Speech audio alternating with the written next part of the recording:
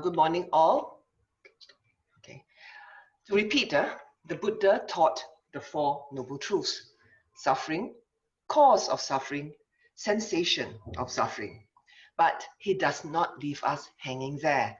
He went on to give us the formula to the cessation of suffering. So, under the Fourth Noble Truth, as part of your practice, we have right speech, samavacha. So today I'm going to talk about divisive speech. Well, is it an easy topic? Not really. If you ask yourself, have I ever indulged in divisive speech? Most people will say no. Is it? So let's have a look at this.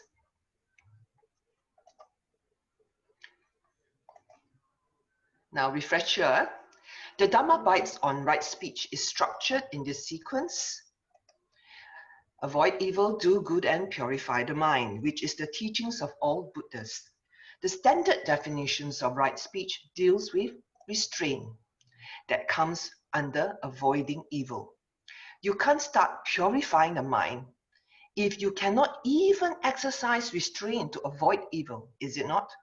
So you need to curb the mind, because what you think comes out in words, and we can discern a person's character by what he says. These are the speeches that we have to abstain from. I have covered false speech, so now it's about divisive speech.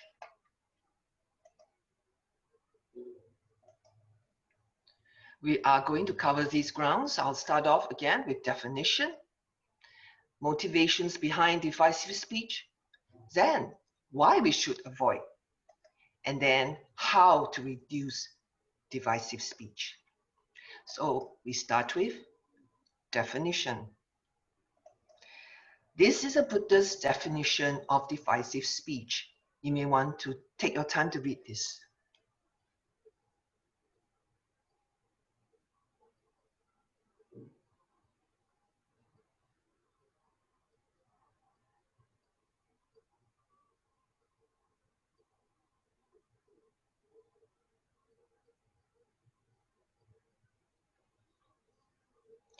In a nutshell, divisive speech creates discord between two people or groups of people.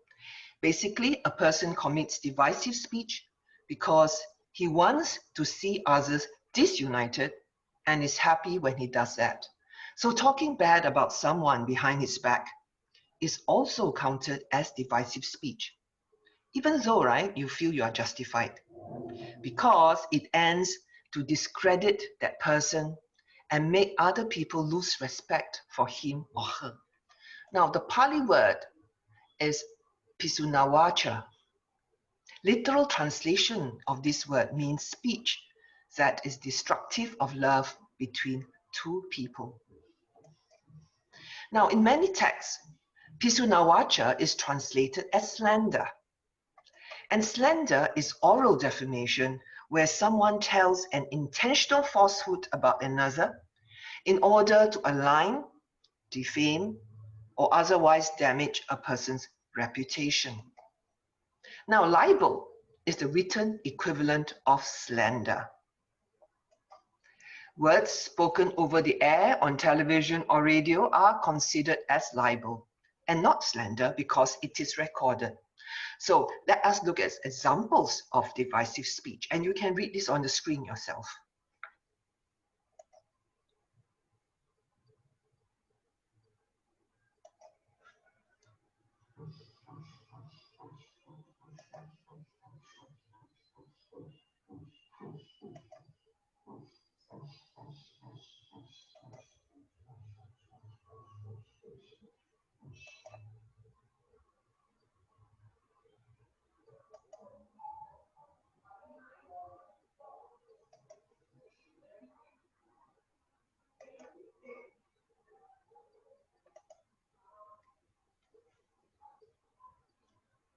Apart from these, there are also religious and political slanders and racial slurs. Even if true, that is not really the point, is it not? You have already created discord. Next, we look at the motivations. More often than not, it is because of greed. And greed called loba, is one of the three underlying tendencies in us that condition various actions in our life. Loba, greed, usually functions as attachment in the case of divisive speech. Of course, as we progress in our practice, these tendencies waters down. In the mundane world, we often use divisive speech when we are jealous, when we want to create schism between two people because of our attachment to one of them, and we perceive that the person we are attracted to is happier or more affectionate with another person than he or she is with us. It can happen between family members, friends, romantic couples, and even colleagues. You see a lot of these in the Korean, Chinese drama serials and shows depicting love and relationships. Even in the workplace, for example, you have a conflict with another colleague over work matters, or you complain about him to the boss in order to make the boss upset with him and to side with you. After all, you feel that you are right and your colleague is wrong. If these complaints give us an advantage over the other person in the upcoming promotion exercise, all the better. So at the back of our minds, our divisive speech could also be motivated by attachment as well. Attachment to our career advancement and the increase in financial and social standing. We also use divisive speech out of ignorance, believing what we do is justified. For example, causing disunity among followers of a religion you disagree with, while you attempt to influence one or more of them to reject their own faith and beliefs because you think they are better off adopting your religious practices. Ignorance does not apply in such cases. It underlies all kinds of divisive speech, whether it is attachment or aversion. Is there a case where divisive words are spoken out of good intentions? For instance, when you see one of your friends developing a relationship with someone you know who is not good for her because he is, for example, a compulsive gambler, belong to some mafia gang, alcoholic, a drug user, physically violent, and a womanizer. You know that he is going to harm your friend, so in order to protect her, you decide to say something to break up the relationship. Does it come under the scope of the Buddha's definition? Of course not. It is obvious from this definition that divisive speech is born out of unwholesome intentions. You may be happy to break up your friend's relationship with the boy, but you do not wish to see your friend suffer, yes? But sometimes the road to hell is paved with good intentions, and we will talk about this more later. Whatever the intentions, it is always based on loba, dosa, and moha, the three roots of defilement, which gives rise to all of our negative mental states, examples of which are shown here. We will always come back to these three lifelong companions who are stuck with us as long as we are not enlightened. And these three defilements exist because of what? Of our sense of self, that ego. If I'm angry, what is angry? Is I. Who is passionate? Is I. Is the I want, the I like, the I need, that ego.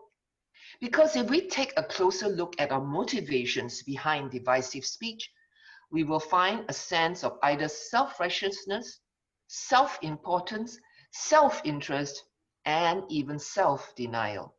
We cannot run away from the self, unless, of course, you are fully enlightened. So because of the self, because of our egotism, we judge all the time when it comes to other people's fault, or when we imagine to be faults measured against our own benchmark of what is acceptable and what is not acceptable. Loba and dosa, greed and hatred, attachment and aversion, preferences and rejections of not just other people's qualities, but also our own qualities. And why do we not stop at just thoughts? Why do we take it one step further to talk to other people about other people's faults? Sometimes it is because of our need for assurance that we are right or good or not like that. All comes back to that ego. This is aptly summarized by Geshe Nagawang Daraye. You can read this on the screen.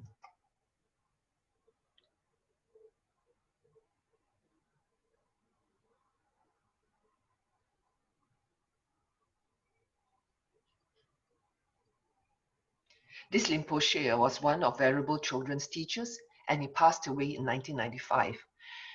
Now, sometimes we act this way because we prefer not to face the truth about ourselves. We ignore our own faults and do our best to disassociate ourselves from our faults, to not identify with our own faults by speaking ill of other people.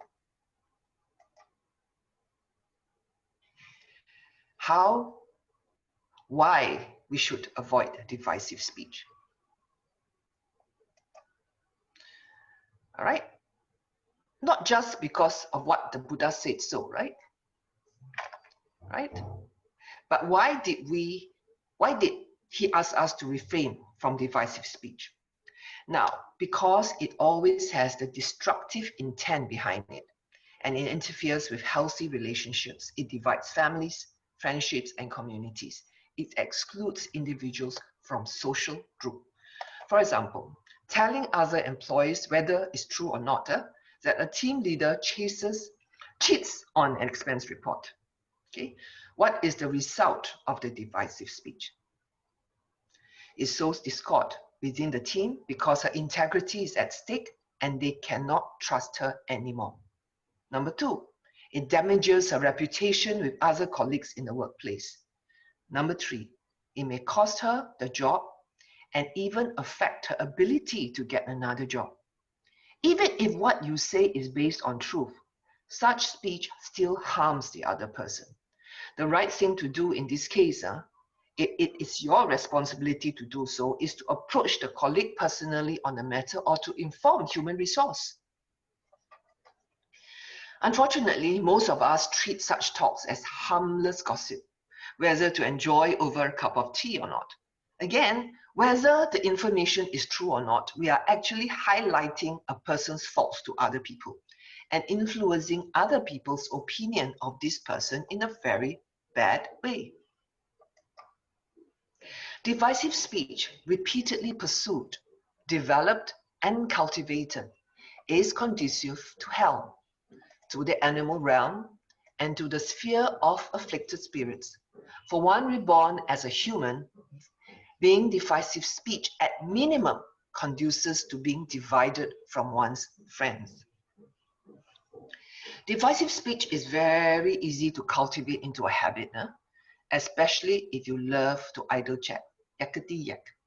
Of all the different motivations behind divisive speech, the one that obstructs or prevents spiritual progress involves the heaviest karmic payback. And the more spiritually developed the person you are targeting at, the higher the karmic payback. There are 5 actions that constitute weighty karma, which sees an inescapable rebirth in the health realm. 1 deprives one's mother of life. 1 deprives one's father of life. 1 deprives an arahant of life. With a mind of hatred, one sheds the Tathagata's blood, and one creates a schism in the Sangha. The Buddha explains that causing a schism within the Sangha also includes explaining non-Dharma as Dharma, explaining Dharma as non-Dharma, and slander against the Buddha. And what is slander against the Buddha? You may read this on the screen.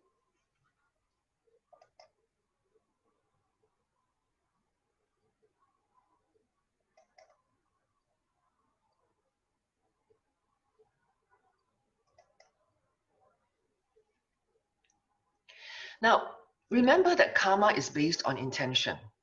Unintentionally misquoting the Buddha is not unwholesome karma. But because the action may adversely affect other person's spiritual progress, it is always wise to check and double check the suttas before you tell another person what the Buddha said. In summary, we sow discord and disunity by stirring up unhappiness, distrust, and resentment against a person or group of persons because it can make us feel good about ourselves. And powerful too, because we see ourselves in control of other people's happiness. Some people actually strive on divisive speech because it can generate drama and excitement. But this is not harmless excitement, no matter how trivial it is, because such speech can cause all kinds of sufferings to other people or potentially cause suffering to others. And all these unskillful actions constitute unwholesome karma, which will come back to make us suffer. But having said that, it is not easy to abstain from divisive speech, especially when we are bored and there is interesting gossip going on in front, in front of us. It is also difficult because we are not habitually mindful about what we say. That is why in society, there are conflicts, quarrels, and arguments, because avoiding divisive speech or any other forms of unskillful speech is very, very difficult unless we have mental cultivation to back it up. So we take baby steps and learn. So next, I'm going on to explain how to reduce divisive speech. Let's look at the guidelines as to how to reduce divisive speech. Let's look at this point by point.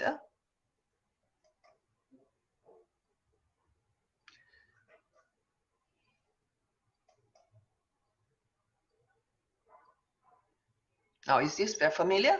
I touched this on the topic of false speech.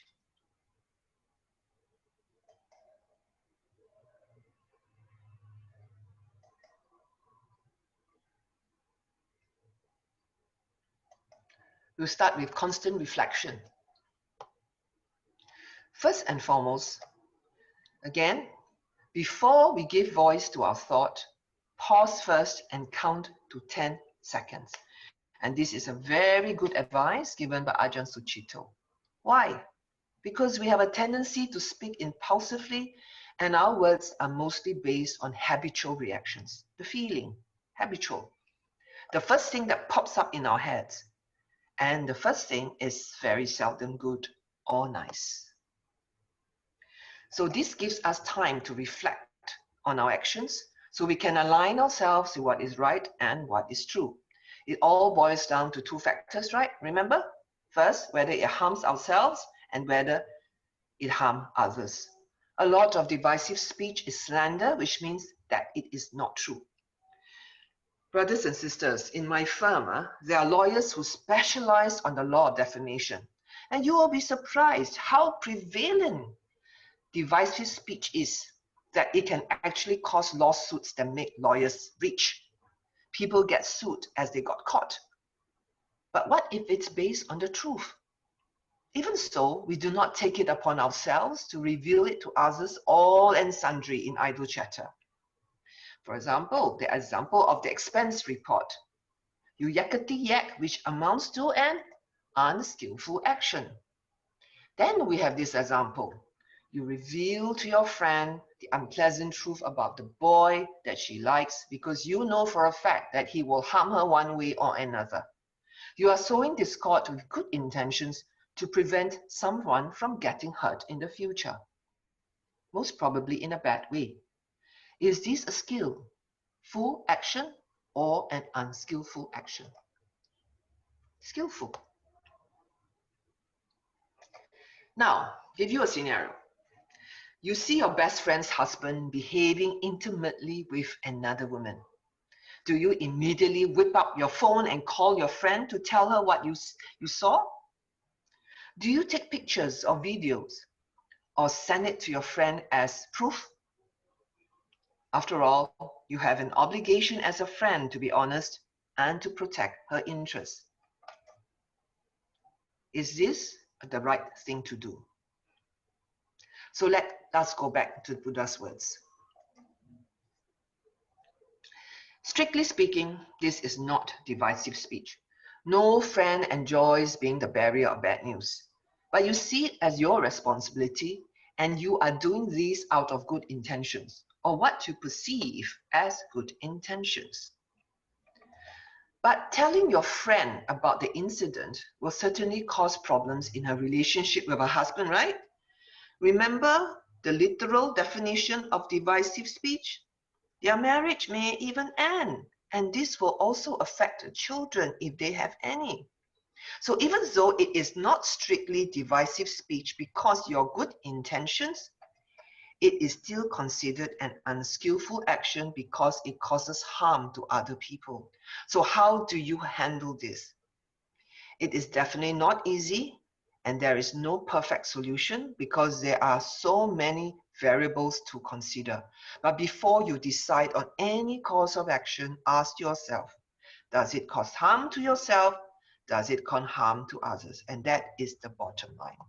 The harmful effect may not be immediately apparent and may appear sometime in the future if you pursue this course of action.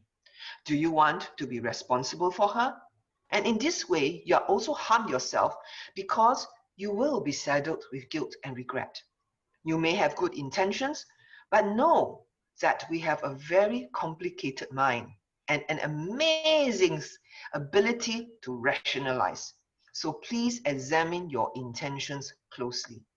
Is it mixed with other concerns?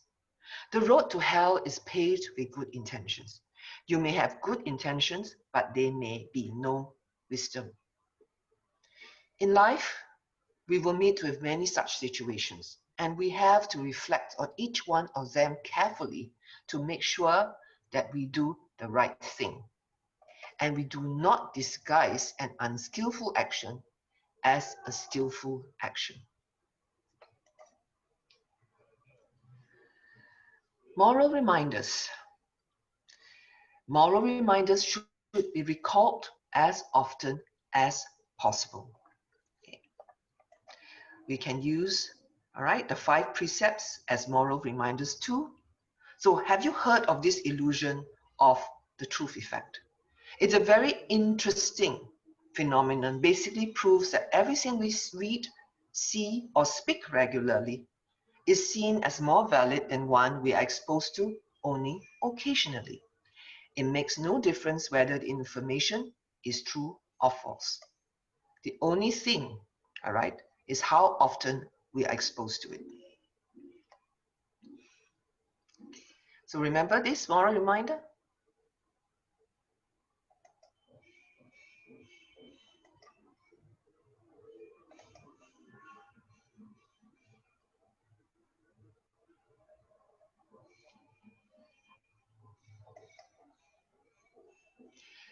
We can also use the 5 precepts.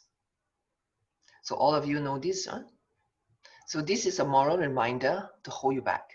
Even though divisive speech is not stated here, but under false speech, you are forced to already examine your intentions in your mind. Now, research shows that a weak message repeated twice will be more valid than a strong message heard only once.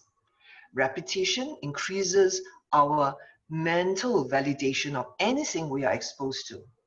That is why we have to give ourselves moral reminders as often as we can. And we should cultivate the habit of giving ourselves these reminders because we make moral choices or decisions. And because of the illusion of the truth effect, all the more we have to keep close to admiral friends, right? And wise one. See this example that sometimes you have to say more times for the message to be absorbed and to make an impact. That's the very mundane way of showing the importance of moral reminders. Now, do not pass off divisive speech as freedom of speech. This is very important.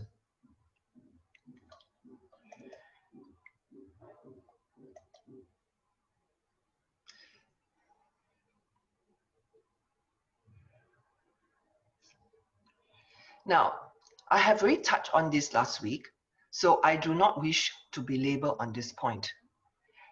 If you hang around people who indulge in divisive speech all the time, who indulge in idle chatter all the time, it's very, very hard for you to progress spiritually.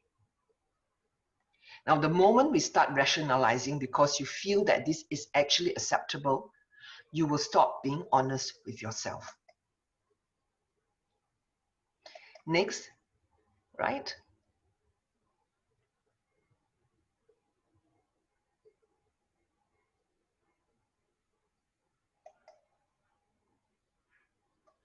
Next, do more good to dilute the effects of unskillful speech.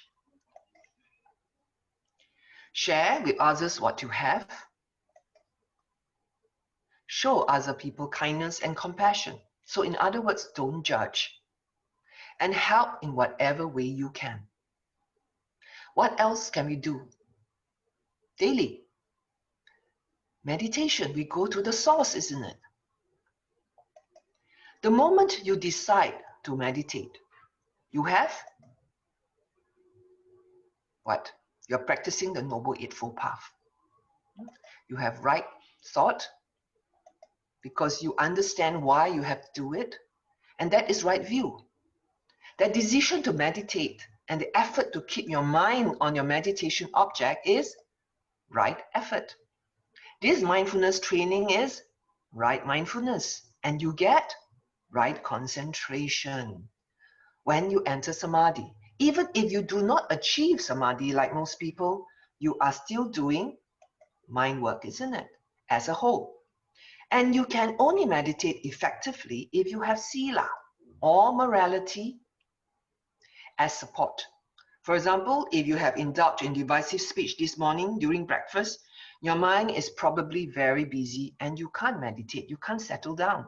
So, or if you can avoid divisive speech, you can hold back.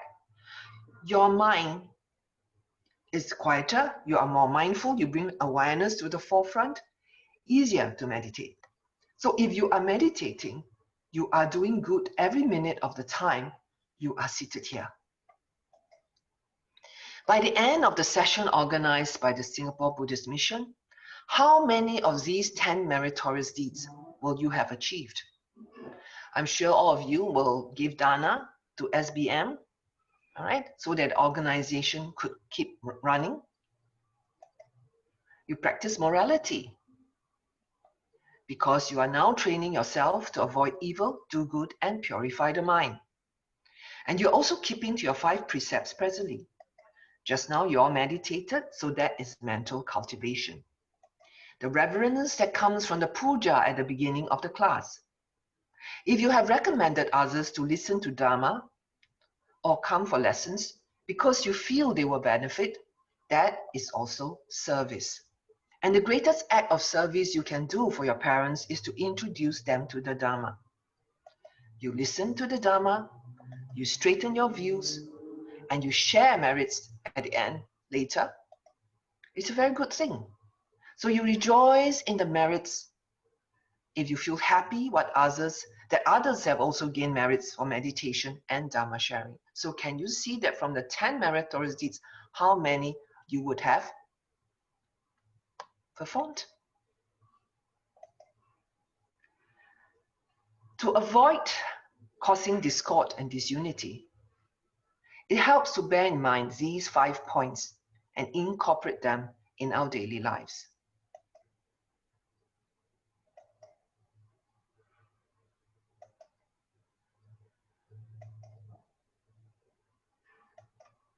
There is no shortcut which will help prevent divisive speech and even falsehood and gossip about another person.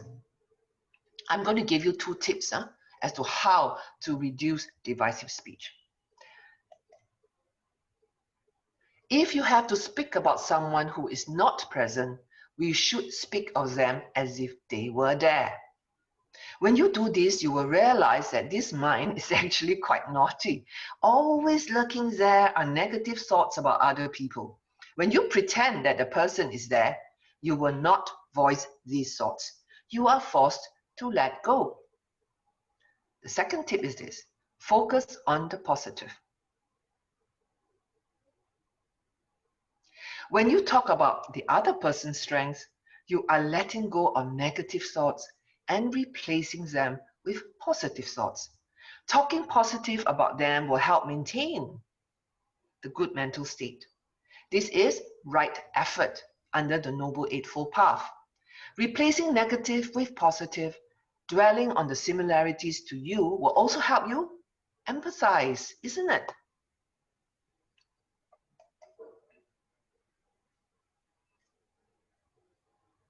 Read this on your own.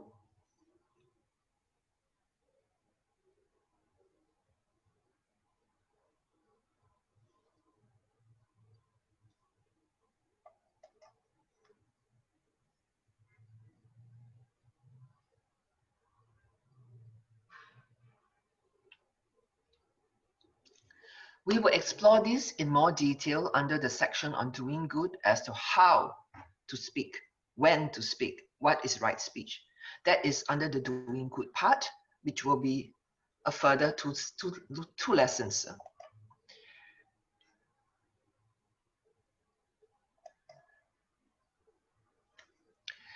Now, sila or morality is concerned with verbal and physical action. Right speech, you have abstinence from falsehood.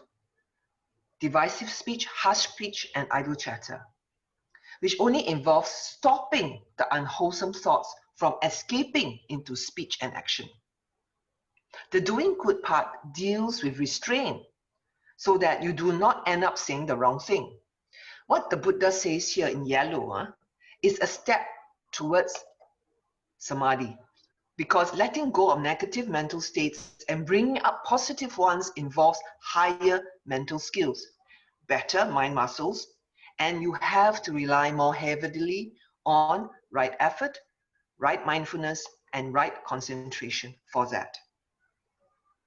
Okay. I hope that we have covered what we have covered for this topic gives everyone a good understanding of the role which abstinence in divisive speech plays in the Noble Eightfold Path and how we can apply it to our Dharma practice. Okay, so this is the end of my talk.